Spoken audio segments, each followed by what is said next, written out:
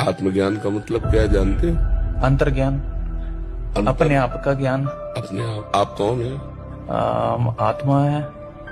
तो आप अपने शरीर से प्यार नहीं करते? नहीं, शरीर का इतना नहीं होता महाराज, नहीं होता। इसके बाद एक शरीर और है, सूक्ष्म शरीर। इसके बाद एक शरीर और है, कारण शरीर। 3 शरीर है।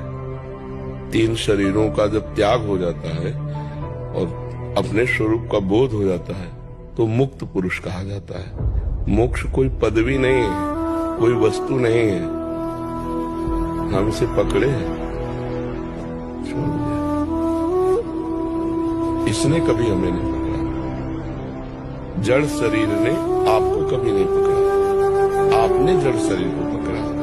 मैं स्वस्थ हूं, मैं अस्वस्थ हूं, आप पकड़ रहे हैं ना। मेरा मन आप पकड़ रहे हैं, मन ने आपको नहीं पकड़ा, आपने मन को पकड़ा।